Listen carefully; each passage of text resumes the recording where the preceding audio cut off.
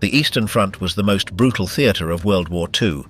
In this territory, where the bloodiest battles were fought, 27 million Soviets, 6 million Germans and Axis allies, and millions of civilians perished. It was a relentless conflict marked by hatred, reprisals, and boundless cruelty. From the Nazi invasion in 1941, Hitler ordered the systematic extermination of Soviets, applying the scorched earth policy. But when the Red Army began to regain ground, the retribution was merciless. Nearly 1 million German soldiers captured died in Soviet camps, victims of starvation, cold, or the brutality of their captors. In battles like Stalingrad, Leningrad, and Operation Bagration, the Nazis were encircled and annihilated without mercy.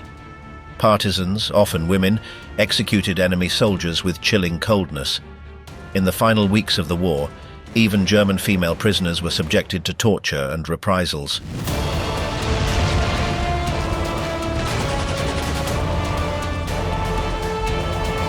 Soviet vengeance, the brutal treatment of German prisoners on the Eastern Front.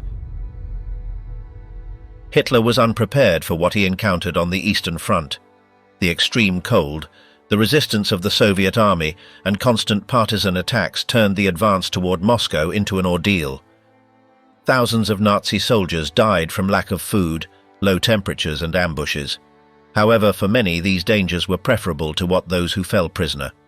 The Soviet population, filled with rage over what they had suffered, showed no mercy to them. From the start of the invasion, Hitler ordered his troops to eliminate anyone who could be seen as an enemy, including civilians. In their path, German troops destroyed villages, annihilated families, and reduced cities to rubble. Unlike their treatment in other places, they left nothing standing in Soviet territory. Additionally, in their retreat, they applied the scorched earth policy, burning crops, destroying buildings, and executing those they found. But when the Red Army began to regain territory, the suffering that Germany had caused turned against them. The Nazi atrocities remained etched in the memory of the Soviets, who needed no propaganda speeches to hate their enemies. Many of the soldiers who fought against Germany had lost loved ones and seen their homes in ruins.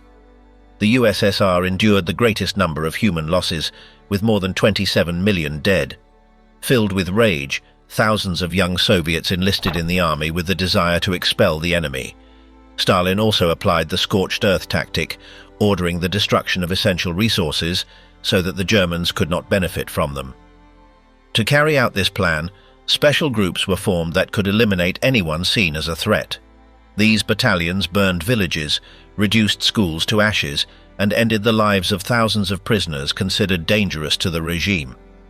Captured Germans were placed under the custody of the secret police, tasked with transporting them to detention camps in the country's interior. However, the lack of transportation means forced most to travel great distances on foot under extreme conditions. In Ukraine and Western Belarus, 60,000 were displaced in this manner. According to records, more than 9,800 were executed in prisons, 1,443 died en route, 59 were shot while trying to escape, 23 perished in bombings, and 1,157 died from other causes. Among them were not only soldiers but also political prisoners imprisoned before the war. In total, nearly 1 million Nazi soldiers lost their lives under Soviet custody. Of the 90,000 captured after the Battle of Stalingrad, barely 5,000 managed to return to Germany. To understand this massacre, it is essential to consider that Soviet authorities not only overlooked the cruelty against German prisoners, but sometimes promoted it. They did not see these acts as violations of treaties or war crimes, but as a duty to their nation, to eradicate fascists from the world. As the war progressed, the political leaders of the Red Army attempted to restrict the execution of prisoners, as they could be useful as a source of information. However, these attempts were in vain. In the heat of battle, neither soldiers nor commanders were concerned with capturing the enemy. There are documented cases where prisoners were stabbed or strangled to death. Unable to prevent their troops from killing surrendered Germans, the Red Army opted for an administrative solution. They ordered their officers to at least keep a record of the weapons and personal items taken from the Nazi corpses. The Siege of Death, Leningrad 1941 to 1944. In August 1941, German troops launched an attack on Leningrad. During the following 3 months, known as the Black Months, 400,000 people worked to build defenses while the fighting continued. Additionally, 160,000 citizens joined the ranks of the Red Army. Throughout the city, battalions were organized with workers and even groups of students who collaborated by digging trenches for the imminent battle. On September 7th, the 20th Motorized Division of Germany conquered Schlüsselburg, blocking land access to Leningrad. They also cut the routes connecting to Moscow and, with Finnish help, took the railway to Murmansk. Thus began a siege that would extend for more than 2 years. This siege is considered one of the most devastating in history, with an immense human impact due to the number of deaths. It is estimated that around 1.5 million people perished as a direct consequence of the blockade, turning it into a massacre perpetrated by the invaders. When Hitler confirmed that Leningrad was completely isolated, he ordered its total destruction, accepting no surrender. On September 9th, Army Group North began the final assault, advancing 11 kilometers in 10 days. However, the advance toward the center became increasingly slow, and the cost in lives increased. Impatient, Hitler changed strategy. Instead of taking the city by force, he decided to subject it to starvation. Army Group Center, meanwhile, was immobilized by intense Soviet attacks, especially the Yelnya offensive, where the Nazis suffered their first significant tactical defeat. This victory boosted the morale of the Red Army. Faced with these setbacks, Hitler opted to focus again on the conquest of Moscow, ordering the 3rd and 4th Panzer armies to abandon the siege of Leningrad to reinforce the offensive toward the Soviet capital. The Soviet combatants, many of whom had family trapped in Leningrad, would not allow the Germans to triumph. Numerous heroic acts emerged during this phase of the war. One of the most notable was carried out by Emir Lumanov, senior lieutenant of Crimean origin in the Red Army. Thanks to his mastery of German, he infiltrated enemy territory on July 20th, 1941. Posing as a Nazi officer, he inspected an enemy unit, managing to get the soldiers to hand over their weapons for identification. Once disarmed, he captured the entire company and, finding no officers with useful information, ordered their execution against a brick wall. Soon after, the Germans besieged Leningrad, and Lumanov took command of a battalion in the Yelnya offensive. During August 1941, the fighting in Yelnya was extremely fierce. On August 11th, he received orders to advance with his battalion and expel the Nazis from the western slopes. In one day, they eliminated 200 enemies. Continuing to advance, they captured 4 anti-tank guns and 2 German tanks. On August 31st, his battalion faced a severe shortage of ammunition and food, but continued fighting. Outnumbered, they fought for 4 days until they broke the siege. However, Lumanov fell in combat on September 5, 1941. During the battle, he managed to take the lives of numerous enemy soldiers. The trap in Belarus, the Soviet D-Day. Far from the Atlantic coasts, deep in the dense Belarusian forests, the Soviets were preparing a decisive blow against the German troops. While in Normandy, on June 6, 1944, the Allies fought fiercely to take the beaches and eliminate the enemy's defensive positions, the Red Army organized a massive offensive designed to crush the Nazi forces in the east. This operation, named Bagration in honor of the Russian general Pyotr Bagration, who faced Napoleon, aimed to crush Army Group Center and accelerate the fall of the Third Reich. The idea for this offensive arose at the Tehran Conference, where Joseph Stalin, Winston Churchill and Franklin D. Roosevelt agreed to coordinate attacks on different fronts to weaken Germany. With the Wehrmacht diverting forces to France to contain the Allied landing, the moment was perfect to launch a devastating attack in Belarus. Stalin planned to cross difficult terrain composed of swamps, rivers and dense forests to take the German troops by surprise and eliminate any possibility of organized resistance. June 22, 1944, became the Soviet D-Day. More than 2 million soldiers, supported by more than 5,000 tanks and 7,000 aircraft, silently advanced through the forests of Belarus in the most elaborate deception maneuver of the war. Known as maskirovka, Russian term for camouflage, this strategy involved moving convoys at night without lights, issuing orders weeks in advance to avoid detection, and using distractions in Ukraine to deceive enemy reconnaissance aircraft. Additionally, the help of some 270,000 Soviet partisans was key in sowing chaos and weakening German positions before the main attack. On June 23rd, The offensive began with several attacks on the enemy's infrastructure. Although some sabotage attempts were thwarted and partisans captured or eliminated, important advances were made. Supply routes, bridges and rail networks were destroyed, hindering German mobility. A key success was the creation of a 27-kilometer-long corridor by the Zhelezniak Brigade, allowing the rapid advance of Soviet troops. Meanwhile, the 34 German divisions, totaling some 800,000 soldiers, found themselves in a critical situation. Half of their forces were composed of inexperienced recruits and non-combat personnel. Poorly equipped, with fuel shortages and no reinforcements in sight, the Germans knew an attack was imminent, but did not know the exact direction from which the blow would come. Without sufficient preparation, and with their defensive structure weakened, the Wehrmacht was about to face one of the most crushing defeats of the entire war. The historian Karl-Heinz Frieser described the war on the Eastern Front as the War of the Poor, reflecting the desperate situation of the Wehrmacht. From the start of the Soviet offensive on June 23, 1944, German lines were shattered in 6 different sectors by the relentless attacks of the Red Army. Thousands of German soldiers found themselves trapped in various points, facing constant onslaughts from Soviet troops. Without reinforcements, supplies, or sufficient fuel, the German defense began to crumble. After crushing 2 enemy battalions, the Soviets managed to cross the Dwina River, advancing toward the strategic city of Vitebsk. However, the German High Command still believed that the attack was not the main one, and that the real offensive would come from Ukraine. Despite the catastrophic situation, Hitler refused to allow his troops to retreat.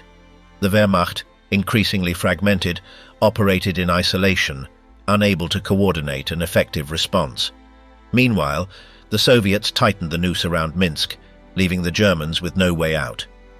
The destruction of the Nazi troops in Belarus reached a magnitude even greater than the debacle suffered in Stalingrad. The Soviets only waited for the Germans to move their few reserves from the north and south, which would guarantee an even more crushing victory. While the Red Army advanced over Belarus in Poland, the resistance of the Armia Krajowa began the Warsaw Uprising on August 1, 1944. Stalin, convinced that Belarus was secured, decided to direct his offensive towards the Polish capital. However, a grave strategic error exposed the Soviet armored forces, which were advancing parallel to the Vistula River, leaving them vulnerable.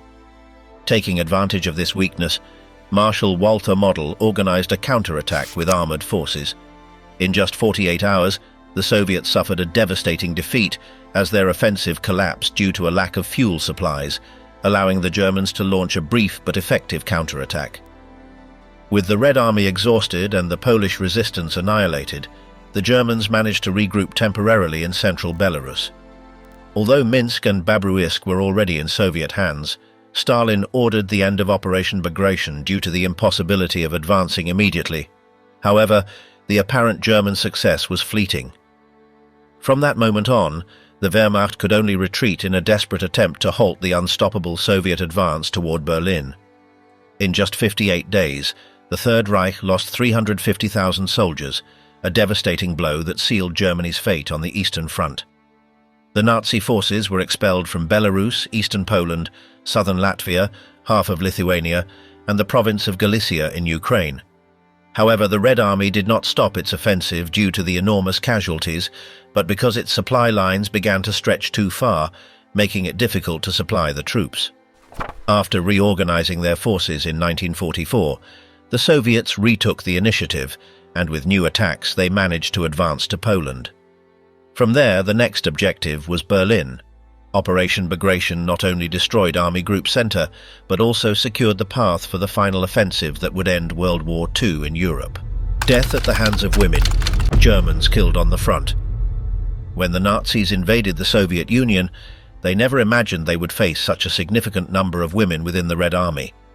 For many of them, the mere idea of fighting against female combatants was inconceivable, while in others, it aroused primitive and dark impulses. More than 800,000 women served in the Soviet ranks during World War II, excelling in multiple combat roles. Some of the most feared were the night bomber pilots, nicknamed Night Witches, and the lethal snipers like Lyudmila Pavlichenko and Rosa Shanina. Between 1941 and 1945, approximately 2,484 Soviet snipers were sent to the front, managing to eliminate more than 11,280 enemies. When Germany launched its attack against the USSR on June 22, 1941, thousands of women flocked to recruitment centers to enlist, but most were rejected for lacking military experience. However, after the devastating losses in Operation Barbarossa, the need for soldiers led to a change in strategy, and women began to receive more opportunities on the front. The Soviet High Command authorized their entry into various areas, from medical units to combat battalions. Despite this, more than 50% of the recruits were assigned to the medical area within the army. They became 41% of the medical personnel on the battlefront and the entirety of the nursing staff. These women performed their duties under extreme conditions with a constant risk of death. In fact, medical personnel were the second highest in combat losses, surpassed only by the infantry. Many of them were recognized as heroes of the Soviet Union, and after the war they received the affection and respect of their communities. However, others found a much more tragic fate. In total, nearly 6 million Soviet women lost their lives during the war, of whom approximately 2.5 million were part of the partisan resistance against the Nazi occupation.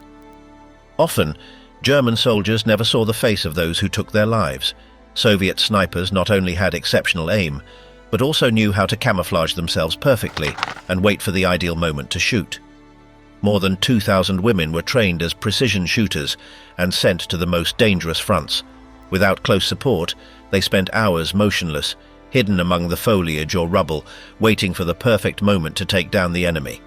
A remarkable case is that of Tanya Baramzina, a former preschool teacher who, on the Belarusian front, eliminated 16 enemy soldiers before parachuting behind Nazi lines, where she took out another 20. During a mission, she found herself trapped in a trench while aiding wounded comrades. Seeing the first 3 German soldiers approach, she opened fire with her machine gun and took them down instantly. More enemies arrived, but she continued shooting until she ran out of ammunition. Without bullets and with no way to escape, she was surrounded. 2 Nazis managed to enter the trench and, after brutally beating her, dragged her by the hair. Then they began to torture her mercilessly, stabbing her with bayonets while she screamed that they would pay for their crimes. One of the soldiers decided to end her life in a horrifying way. He used an anti-tank rifle designed to pierce steel armor and shot her at point-blank range. When her comrades found her body at dawn, she was completely unrecognizable. Massacres in the shadows, the struggle and martyrdom of the partisans. When the German armies advanced on the Soviet Union, resistance arose in numerous cities and villages. Men and women organized to oppose the enemy. Among them, many women saw in the clandestine struggle an opportunity to defend their homeland, as the Red Army did not easily accept them into its ranks. Some of the bravest and most notable combatants were young women who marked history with their sacrifice. In October 1941, an 18-year-old Moscow student, Zoya Kosmodemyanskaya, joined a partisan group. Along with her comrades, she infiltrated occupied territory, where they sabotaged the German advance by destroying communication routes and planting explosives on the roads. On November 27th of that year, Kosmodemyanskaya received the mission to set fire to the village of Petrishchevo, where a German cavalry regiment was stationed. Accompanied by Boris Krynov and Vasily Klubkov, she set fire to 3 houses before attempting to burn a 4th. At that moment, she was captured while operating alone. After her arrest, she was subjected to a brutal interrogation. They stripped her of her clothes, beat her mercilessly, and tortured her with 200 lashes. Additionally, they burned various parts of her body with a red-hot iron. Despite the suffering, she refused to betray her comrades. The next day, she was taken to the village square with a sign around her neck that read "Arsonist." There, before the eyes of the local population, the Nazis hanged her. Her body was left on display as a warning. On February 16, 1942, she became the first woman to receive the title of Hero of the Soviet Union. However, Kosmodemyanskaya was not the youngest to receive this decoration. That honor went to Zinaida Portnova, a 16-year-old Belarusian fighter.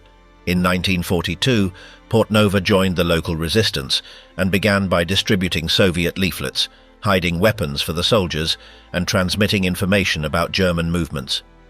Over time, she learned to handle explosives and firearms, participating in attacks on enemy installations, such as a power plant, a brick factory, and a gas depot. It is estimated that her actions may have caused the death of more than 100 Nazi soldiers. In 1943, she secured a job as a kitchen assistant in the locality of Obol. In August, she poisoned the food intended for the German garrison. When interrogated, she denied any involvement and even tasted the food in front of the Nazis to prove her innocence. As the effects of the poison took time to appear, she managed to deceive them and was released. Later, she suffered intense discomfort and vomiting but survived after drinking whey. When she did not return to her job, the Germans became suspicious and began to search for her. However, they did not manage to capture her until January 1944. The Gestapo took her to the village of Goriani for interrogation. Her captor, believing her to be defenseless, let his guard down. In a moment of distraction, the young woman took his pistol and shot him. Then, when two soldiers alerted by the shots arrived, she also shot them before attempting to flee. She ran toward the forest but was caught near the river. After being captured, she suffered brutal torture before being killed. She had not yet turned 18 when she lost her life. In 1958, she was posthumously awarded the title of Hero of the Soviet Union. Today, a monument stands in her memory in Minsk, and several youth organizations bear her name. Victims of defeat, the fate of German women at the end of the war. Although Germany did not send women to fight directly, when the war began in 1939, some 140,000 were linked to the armed forces. Of this group, 50,000 performed administrative functions, while 90,000 were auxiliaries. Over the years, that figure grew to reach 300,000 by 1944. Their responsibilities within the army were constantly expanding, and their presence was not limited to German territory alone. Many were deployed in the general government, as well as in Belarus, the Baltic countries, occupied France, Yugoslavia, and Greece. Among them, nearly 8,000 were in charge of communications, and approximately 12,500 served as assistants on the battlefield. On the other hand, around 130,000 women were part of the Luftwaffe, mainly in administrative and auxiliary tasks. However, over time, some were assigned to operate anti-aircraft batteries. Given this context, it was rare to find women on the battlefront, much less to have them captured as prisoners. But as the situation of the Third Reich became more desperate, weapons were distributed among women for self-defense. In the final days of the war, Hitler revoked his previous positions on female participation in combat and approved the creation of a battalion composed exclusively of women, hoping that this would positively influence the morale of the soldiers. There was also a considerable number of women attached to the German Red Cross, who, being associated with the armed forces, were protected by the Geneva Convention. From the beginning of the conflict, it was established that no woman in service should fall into enemy hands. For this reason, the security of these members fell to the local commanders, who had to guarantee their protection in case of danger. On September 30th, 1944, faced with the growing threat of capture, an order was issued to withdraw all minors under 21 years of age from the occupied territories, after some female units were seized by Soviet troops in Romania. However, this withdrawal strategy faced a dilemma: the need to keep them in service to perform essential functions that would allow more men to be freed for combat on the front. The prisoners captured by the Allies were grouped in the same way as the men after the German surrender. More than 100 remained detained in barracks north of Pilsen, where, by organizing a choir to sing for their guards, they were nicknamed the Pilsen Sparrows. Initially under American custody, the city later came under Soviet control, creating urgency in deciding their fate. Surprisingly, most obtained freedom, although after an evaluation, a communications operator was detained due to her relationship with the SS. Despite this, many refused to return to the Soviet zone, fearing what awaited them there. It is not known for certain when they left captivity, but it is presumed that all were released before the end of 1948. In the Soviet camps, the inmates were often shaved, and some were imprisoned. It is estimated that around 200 died in the final days of the conflict. Although there are no official documents on this, it is believed that they were subjected to torture until death, to force them to admit their involvement in crimes of the Nazi regime. Those who regained freedom also did not find a hopeful future. The rapid release of some left them exposed to a wave of reprisals directed against former collaborators of the Third Reich. The hostility toward the Germans, fueled by the memory of the atrocities in Leningrad and other cities, erupted in uncontrolled acts of violence. The Soviet forces, in many cases, did not intervene while these women were brutally beaten or stoned by angry mobs in the streets.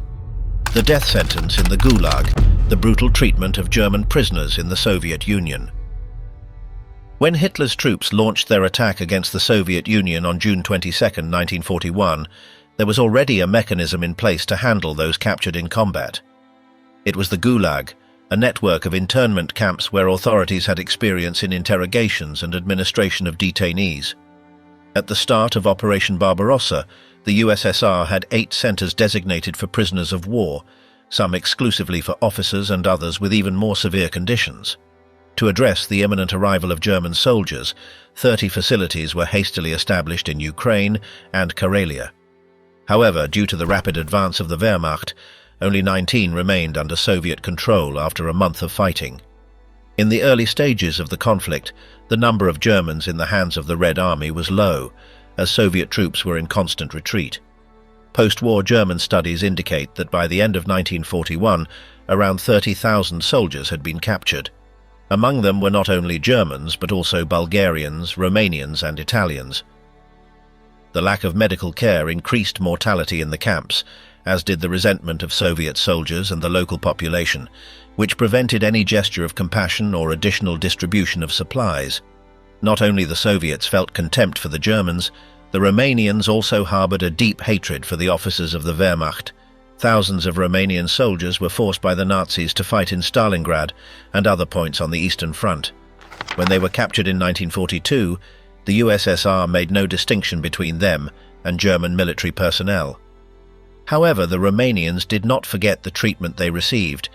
During the transfer to a prisoner of war camp, while crossing the Volga, several took the opportunity to throw the German officers responsible for their suffering into the water, causing the death of many in the river. By the spring of 1943, Soviet authorities implemented a detailed registration of the detainees and began transferring them to permanent camps located in Uzbekistan, Astrakhan, and Karaganda. The journeys were made in overcrowded trains, on trips that could last weeks in inhumane conditions. The lack of water and food, combined with the overcrowding of the wagons, resulted in only half of the first 30,000 transported arriving alive. Shortly before, Pravda had published a speech by Stalin, read by millions, in which he ordered the extermination of every enemy German soldier. Defying the supreme leader carried the death penalty, but they could also be prosecuted if they ignored the Geneva Convention.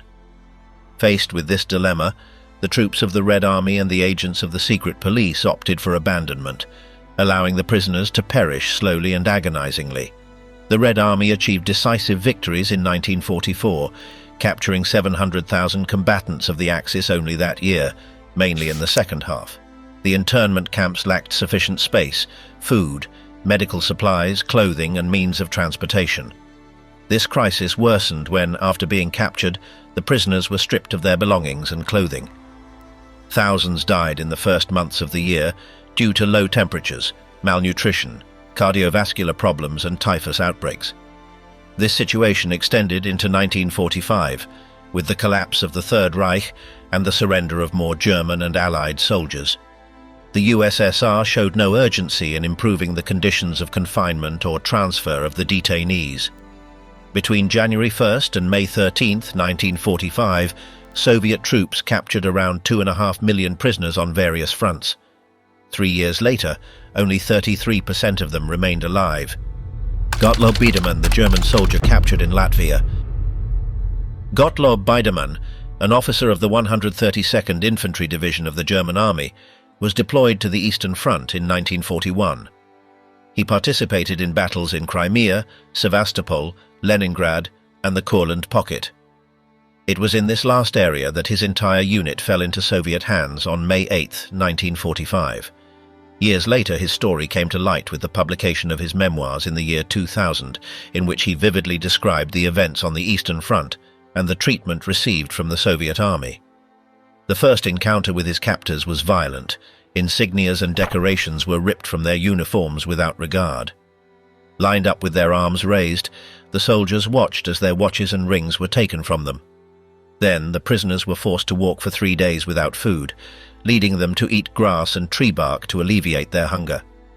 After that time, their first ration consisted of a watery cabbage soup. Later, they were transferred to a prisoner of war camp in Sloka, Latvia, where they were visited by members of an anti-fascist organization called the National Committee of German Officers, associated with the National Committee for a Free Germany. This group was formed by German deserters and communist exiles in the Soviet Union. They attempted to convince the captives of the benefits of communism, assuring them that they would send letters to their families. However, they never kept their word, as it was a ploy to obtain information. Later, the guards made the prisoners undress to examine their bodies for SS tattoos, as having such a mark meant certain condemnation. Although Biderman did not witness executions, he noticed that those with these marks were separated from the group and never seen again. It is believed that they were killed in the same camp. In July, the camp was dismantled, and the captives were distributed to various labor camps. There, Biderman found German prisoners captured in 1944 and was struck by their deterioration. He described them as human shadows, with shaved skulls, sunken faces and lifeless eyes. Their skin had a greyish hue. They walked with difficulty in precarious wooden clogs and wore rags. Despite having been in captivity for less than a year, their appearance reflected a future without hope. On November 7th, the Soviet guards informed Biderman and his comrades that the Wehrmacht no longer existed, that military ranks had been abolished, and that from that moment on, they would have to work to compensate for the damage that the fascists had caused in the Soviet Union. There is no exact record of how many prisoners fell into Soviet hands during the war. The figures reported by both Germany and the USSR show significant discrepancies, making it difficult to obtain an accurate number. However, estimates suggest that the total number of prisoners may have exceeded 1 million. Many German soldiers under Soviet custody, including Biderman, were gradually released in 1948. During his time as a captive, he was transferred through various camps, from Latvia to Siberia, and later to a forced labor center in Gagrilovo, within the Caucasus region. One day, he and some 50 other prisoners were gathered and put on a train without anyone informing them of their destination. At first, they thought they were simply being transferred to another camp, but upon noticing that the train was heading west, they began to hope. After approximately 7 days of travel, they arrived at the final station in Frankfurt, near the Oder. Upon disembarking from the train, they were ordered to form a line and place all their belongings on the ground. Representatives of the German authorities and the Allies meticulously inspected each prisoner's belongings. Biderman passed the inspection without problems, but a lieutenant next to him carried a small, well-sealed wooden box. One of the officers in charge of the inspection broke the seal and found an iron cross inside. As a result, the lieutenant was sent back to the train and transferred to another location. He did not set foot on German soil again for many years. The nightmare that never ended. Germans after World War II. Due to the level of devastation that Nazi Germany left on Soviet soil, the restoration of the country was expected to be prolonged. Stalin had declared on several occasions that, after the surrender of the Axis, prisoners of any enemy nation would face years of forced labor without exception. The participation of these individuals in the Soviet economy had been mentioned in official communications from Moscow at least 2 years earlier. During the Tehran conference at the end of 1943, Stalin expressed that he would require 4 million prisoners as labor for an extended period. In the summer of 1944, that figure increased to 5 million for at least a decade, a demand he repeated in meetings with the other Allied leaders. On December 16, 1944, a general order was issued stipulating that all German males between 17 and 45 years of age, as well as all women between 18 and 30 years of age in the southeastern European zones that were recovered from the Axis and were fit to work, would be deported to the Soviet Union. In just 8 weeks, 110,000 people were selected and transported, and another 100,000 from occupied Germany joined this deportation in the first months of 1945. A similar fate awaited the German prisoners of war captured by Soviet forces. Only 100,000 were exempted for health reasons, age, or extreme youth. The rest were grouped in approximately 60 concentration camps in Poland and eastern Germany before being transferred to the USSR, a process that was completed in October 1945. Additionally, many prisoners were sent to strategic locations in other regions where natural resources were key, such as in Yachimov, Czechoslovakia, where they were forced to extract uranium for the Soviet nuclear industry. Initially, Stalin had indicated that the prisoners would be held until the reconstruction was complete, a period he himself calculated to be 15 years. However, in practice, the USSR began to release most of the Axis captives between May 1945 and the end of 1949, which was still a much longer period than that of the other Allies. Most of those released were elderly, sick, or unable to work. On June 6, 1945, it was established that any future repatriation would require the approval of the Politburo and would meet specific criteria. By then, the secret police had already registered 225,000 German and Austrian soldiers interned in hospitals or concentration camps who could not perform forced labor. However, officers were excluded from this benefit and remained captive. By August, a total of 708,555 prisoners had been identified as fit for release, of whom 412,000 were Germans, again under the condition that they were unable to perform work tasks. But what happened to the rest? Although the Soviets wanted to get rid of the prisoners considered useless for work, they also sought to prevent the release of those identified as ideological opponents. Any individual with possible anti-Soviet inclinations had to remain in captivity under some credible justification. With the aim of optimizing the labor capacity of the captives, Sergei Kruglov, in his role as leader of the Ministry of Development, suggested a program that would allow the repatriation of 150,000 individuals unable to perform physical labor. Additionally, he proposed increasing the food ration of the rest by 10% with the intention of raising productivity. The German testimonies about their time in prison describe the atmosphere of scarcity that dominated the 2,500 camps within Soviet territory. However, they also point out that this crisis was not limited to the captives, but also affected the nearby civilian population.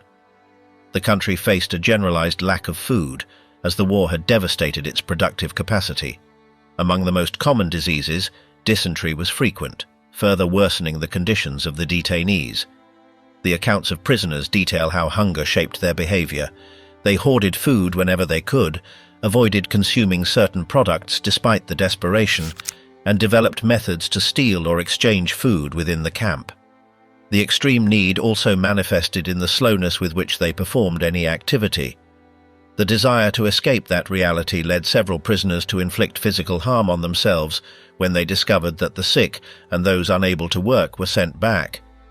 Some went to the extreme of mutilating themselves, cutting off their fingers or damaging their eyes to lose their sight. Others opted for less evident tactics, such as ingesting large amounts of salt to cause swelling and feign a serious ailment. It is believed that a few succeeded in their goal and were repatriated, although many lost their lives in the attempt.